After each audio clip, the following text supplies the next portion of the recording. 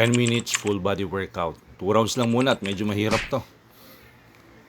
First, syempre, importante mag-warm up tayo. So, knee hugs. Ayakapin nyo lang po ang inyong mga tuhod. Next natin is quad stretch para sa ating quads. Next is trunk twisting para makagalaw po tayo ng maayos para sa trunk natin. Then, shoulder stretch and lat stretch or back stretch.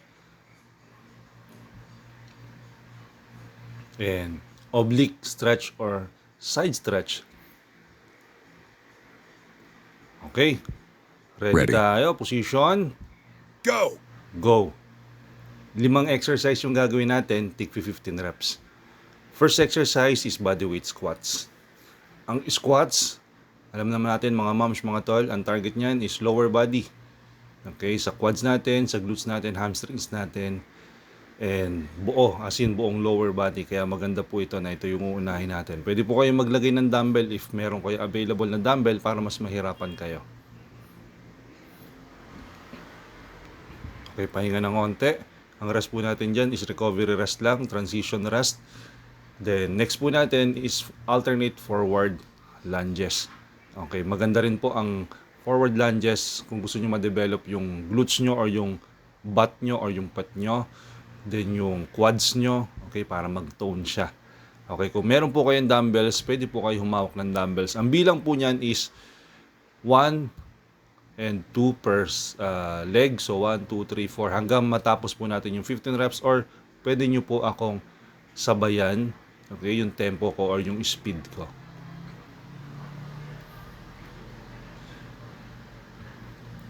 Okay, rest ng onte. Transition rest lang po.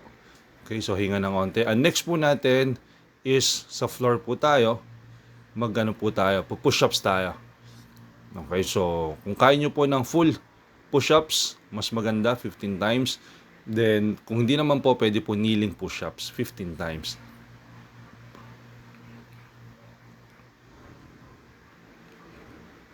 Maganda naman po ang push-ups sa chest, tricep, and shoulders natin. Kung gusto nyo mag-develop ng firm na upper body or malakas yung upper body nyo, dapat kasama po lagi yung push-ups natin, lalo na pagka home workout lang po tayo. Rest ng onte. Ang next po natin is abdominals. Okay, sit-ups po tayo. Okay, go. 15. 1, 2. Pagka hindi nyo po kaya yung full sit-ups, pwede po kayo mag-crunches. 3, 4, 5. Di ba po? Ang ganda ng view, ano? So, wide shot po yan, kaya medyo malayo po ako para makuha natin yung view tsaka yung init. Ang init po niyan. Kaya 2 rounds lang yung ginawa natin kasi tanghalin tapat ko po sinut yan. And kasama ng iba pang mga exercise na sinut ko. Kaya nagtataka po yung iba minsan, kakastart ko lang po daw pero parang pagod na yung itsura ko. Yun po ang dahilan doon. Kasi minsan nagsushoot po ako ng sunod-sunod. Okay, so iba-ibang klaseng exercises, iba't ibang grupo ng exercises. Okay, so minsan isang beses or 2 beses ko pa sinushoot kasi nagre-retake po tayo. Okay, after natin mag sit-ups, okay, or mag crunches, next po natin is burpees. Regular burpee lang po ito, walang push-up kasi nag-push-ups na po tayo. Pero may jump para mas challenging. Okay, 15 counts din po ito mga moms, mga tol.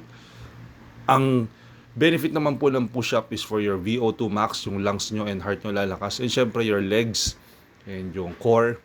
Okay, so maganda po yan sa whole body para mas makaburn po tayo ng mas maraming calories and makaburn tayo ng mas maraming body fat. Okay, kung yung goal po natin is magpa-lose ng weight. Pero kung goal naman natin is maging fit, burpees po is the best. Okay, kung baga gusto natin lumakas yung pangangatawan natin, dapat kasama po lagi itong burpees. Okay, rest. Okay, ang rest naman po natin is medyo habaan natin. Okay, so 1 minute po ang gagawin natin. Lipat ko po yung angle ng camera. So, ilipat natin siya dito sa harap. So, rest po tayo ng 1 minute. Okay, during rest po, bigyan ko kayo ng konting tip about nutrition kasi po importante yung nutrition. Ang gagawin nyo po is dapat majority ng food nyo is fiber. Okay, lalo na pagka ang goal nyo is magpa-lose ng weight and mabalik yung health nyo. And then, syempre, meron din po kayo dapat protein, for essential amino acids or non-essential amino acids na kailangan ng katawan natin. And untian nyo lang po yung simple carbohydrates nyo. Yan po dapat ang majority na kinakain nyo all throughout the day. And syempre yung frequency, dapat bawasan nyo kahit 2 meals or 1 snack lang po. Okay, and then tanggalin nyo po lahat ng carbonated drinks, lahat ng matatamis na inumin, mag-water lang po kayo. And dun nyo lang po mababalik yung health nyo. Okay, hinga ng onte, 10 seconds. Mag-ready po tayo. Position. 3, 2, 1, and go. Start po ulit tayo. Squats. 15 times. Round 2. Dapat gagawin ko siyang round 3 kasi po sobrang init po talaga. Kaya hindi na po kinaya. Nasunog po tayo. Pero at least round 2, mahaba-haba na po yon. Pero kung gusto nyo pong ulitin, pwede kayong mag 1 round pa para magawa nyo yung 3 rounds. Hinay-hinay lang po. Dahan-dahan lang, wag po kayo magmadali. Okay, sabayan nyo lang po ako. And stop. Okay, so pwede po kayo humawak ng dumbbell ha, kung meron po kayong dumbbell. Yung magaan lang po, kasi endurance po ito. Okay, so lunges po tayo next. So step as wide as you can. Okay, yung pinaka-wide po na kaya nyo para ma-maximize nyo po yung benefit na pwede natin makuha sa lunges. Ang technique naman po sa lunges is dapat po yung tuhod nyo, hindi po masyado lalagpas yan sa toes nyo. Kung lalagpas man siya, onting-onti lang. And pagka lunge nyo, dapat i-bend nyo po yung tuhod nyo sa likod. Okay, so yun po ang sikreto dyan. Pagka hindi nyo po binandyan, ma-absorb po ng tuhod nyo yung impact. Okay, so baka sumakit po yung tuhod nyo. Pero magandang exercise po yan sa butt, sa legs, and sa quads natin. Okay, rest ng onte. Transition rest lang po. Okay, so nauna po yung sit-ups, dapat po push-ups, pero okay lang po yun kasi yung push-ups gagawin po natin after ng crunches natin or sit-ups, okay? So ayun, ang init po talaga pero tiis lang po tayo. Okay, 15 counts po yan.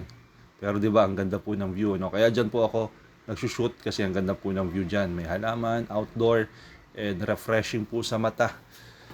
So masarap din po panoorin. Okay, so ayan, 15 times po yan ang crunches natin or sit-ups. Pagka hindi nyo po kaya yung full sit-ups, pwede po kayo mag-crunches. Maganda po yan sa upper abs or whole core natin sa may abdominals po natin. Okay? So, 15 times lang po ito mga moms, mga tol. Okay, hinga ng onte. So, sunog na po ako niyan. Kaya po napa-stop ako. Yan, huminga lang po ako ng onte. Punas muna ng onte. Okay, push-ups po tayo. Next ha. Push-ups. Pagka hindi nyo po kaya, kneeling push-ups. Wala pong problema. Okay, so nakaluhod po. At saka nga pala, nag-workout na rin po ako niyan. Kaya medyo sunog na po yung arms ko kasi nag-chest po ako niyan. And nag-cardio ako ng onte. Kaya po ngawit po talaga yung arms ko dyan. Pero tinuloy po natin. Okay, so push po tayo for the video and for the for everyone na nakasubaybay at gusto maging fit and healthy. Okay, next po natin, ito last na lang po ito. Talagang sunog na po ako niyan, samahan mo pa ng init po. Kaya napapahinga ako ng malalim. So, hinga po tayo ng onte. Ang last po natin is burpees. Okay, 15 times. Gusto ko na pong sumuko yan, pero tuloy po tayo. Okay. So, next is burpees. Let's go. Isa na lang po ito. Yan, hinay-hinay na lang po ako dyan. Dahil talaga mainit at hingal na po ako. Pero tuloy po tayo. Okay, for the video and for our fitness level. Lumakas pa yung fitness level natin at mindset natin. 15 reps po ito. Tuloy po tayo. Kayang-kaya po yan. Isa na lang po yan. Okay? After this, syempre, kailangan po nyo magpahinga. Okay? Pahinga ng onte. Then, tsaka po kayo kumain na recovery meal nyo. Make sure it's healthy, high fiber, protein, and a bit of simple carbohydrates. Okay? So, onti na lang po yan. Push. Sige po. Tuloy. Tuloy. And, kung na-enjoy nyo po itong video na to, please like and share. Maraming salamat po sa inyong pagsubaybay. Thank you for watching and see you on the next video. Bye-bye.